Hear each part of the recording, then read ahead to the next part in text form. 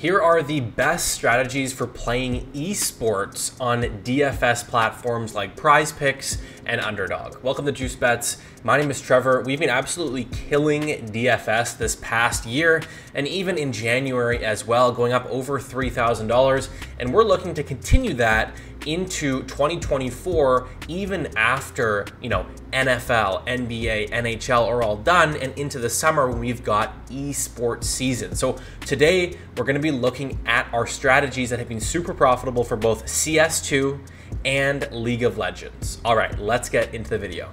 Okay, let's start off with CS2, which is Counter-Strike 2, and this is very similar to Valorant as well. So I would say that these two esports are kind of in the same basket for strategies, okay? So first things first, we're looking to find line discrepancies between Underdog and PrizePicks. That's where we always start because that's where we can definitely at least guarantee that we're getting some value, right? So what I like to do is hop on the OddsJam Fantasy Optimizer. You can use DG Fantasy as well, very similar product. And what this allows us to do is see where we can get some profitable discrepancies to start building our slips from, right? So let's see this one, right? We've got Munzie on FaZe. This is a FaZe versus G2 game here with CS2. And what we can see is that on Underdog, we've got under 34 kills for Munzie.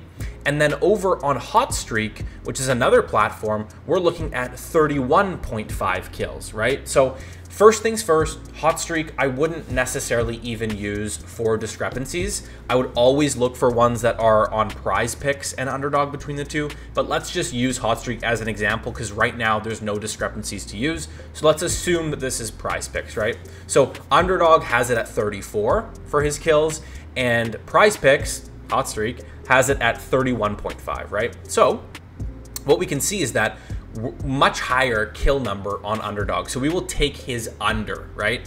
So we can recognize that, okay, so this guy on FaZe, we're gonna take his under. Well, very similarly on the opposing team G2, we've got Frozen here who has headshots line, and even the same thing, Rain has his over 28.5 kills as a recommended play. So what we want to look for is discrepancies, right, between the two books, like I mentioned, and as we can see with this first one, 34 is higher than on the other book at 31.5, so we would take his under. And as another example, this Rain play, 28.5 on Underdog, right? And 30.5 on the other book. So we would take his over, right? And that's why it's recommended to take his over here.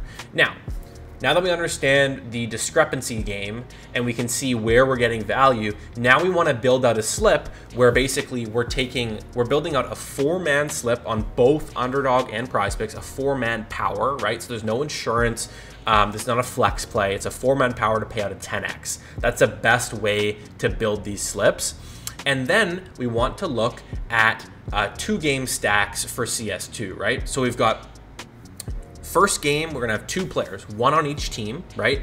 And we're gonna correlate them together because in Counter-Strike, if the game is going long and there's a lot of rounds and there's a lot of kills and the game goes, a bunch of different rounds, let's say it goes over 20 rounds or so, we're gonna be getting a lot more kills, and everyone in that game, regardless of the team, will probably go over their kill total, right? And it's the same thing to go under. If one team is destroying the other team and wins, 16-5, well, there's not necessarily as many rounds as many kills as if it was, 16-10, right? Because there's an extra 5 rounds. So we want to correlate them to go either over or under, right? So as an example, with this play here, we've got Munzie to go under. So now we want to find a player who's on G2 and is recommended to go under. Now, however, in this scenario, the only one we have is headshots. Now, headshots isn't quite as good as taking kills because headshots adds in another variable, but I actually would be okay to take this headshot play because we're getting such a nice discrepancy from 17 to 14.5 on the other book, right? So what we would do is we would head to Underdog and we would type in Munzie, right? And so he's no longer on the board, but basically what we would do is we would build out a slip that's a 4-man where we're taking 2 players in the one game, 1 on each team. We're going either both of them overs or both of them unders.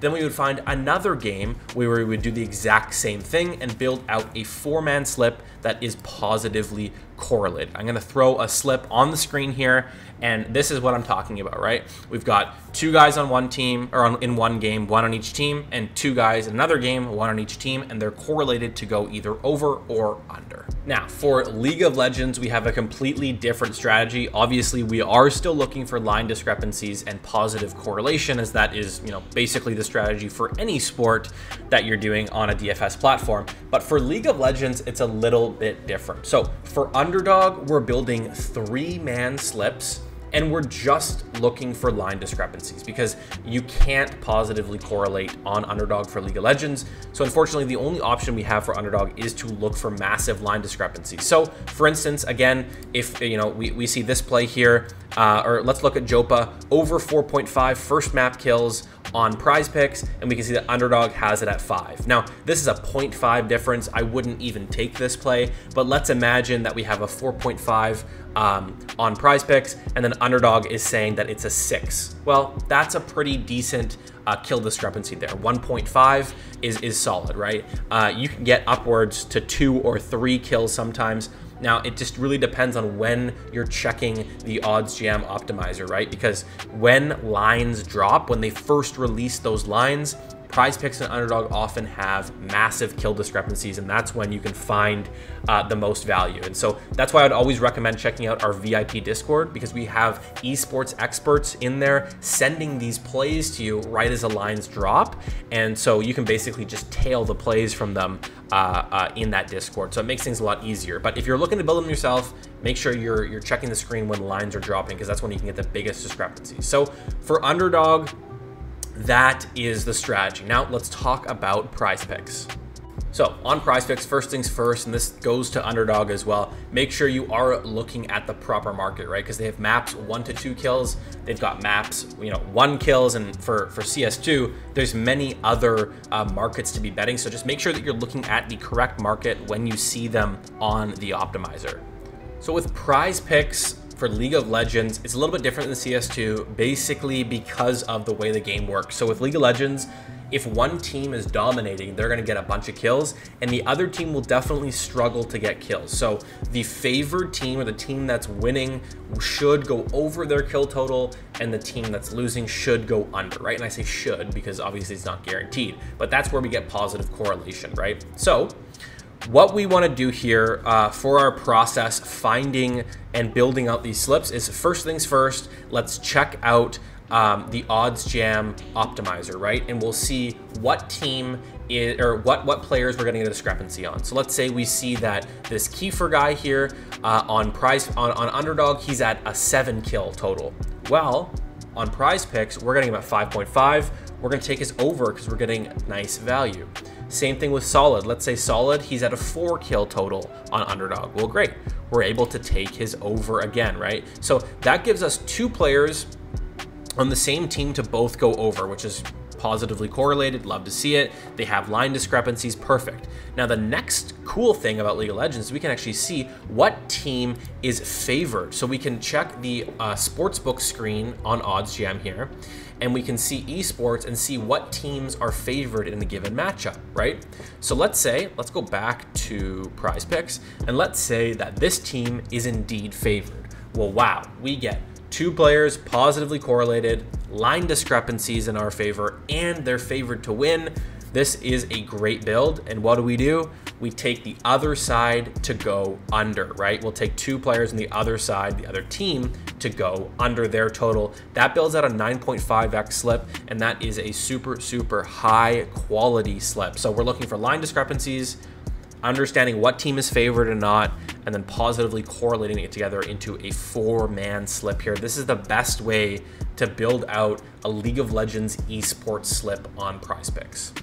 Now, you used to be able to build out 6-mans like this, where let's say we just add in, 1 player extra on each side. You used to be able to build that out, but they nerfed it down to a 20x. So, you know, it really depends on how much value you're getting on the line and if it's super favored, and that will dictate if this is a good way to do it. What I would recommend doing instead is removing, you know, 2 of those players, right? So let's say you have your optimal 4 players, you love this 4-man stack, but you want to make a 6-man play. Well, what you can do is basically go to another game and just take one side. So just find 2 players that have a nice discrepancy, are either favored or underdog significantly, which will dictate which side you're taking. And if those are all correlated together, then you have another really nice pairing. So let's say this team is an underdog significantly, and both these players have, you know, lower lines, right? They have lower on underdog. Well, then we'll just take them under because they're underdogs, and on the underdog platform, they're lower, so we will take them under as well. And this will build us out a 23x slip with a 6-man. That's the best way to build out a 6-man here, is doing a one game stack between 4 players, which in itself is a good 4-man slip. But if you want that upside to 25x or 23x here, then you add in another good 2-man stack on just one team on a different game. Okay, so as we know, esports is always evolving on these platforms, right? They nerf things, they change things, and so these strategies are valid right now, but who knows, they could nerf or buff something in the future that will change the way that we attack this. So definitely make sure that you're watching an updated video if there is one for esports. But for today, this is updated. This is the best way to attack esports on DFS for both CS2, Valorant, and League of Legends. Hopefully you guys enjoyed this video. Make sure you do like it. Definitely helps our channel grow, and subscribe for more videos like this, and we'll see you guys soon.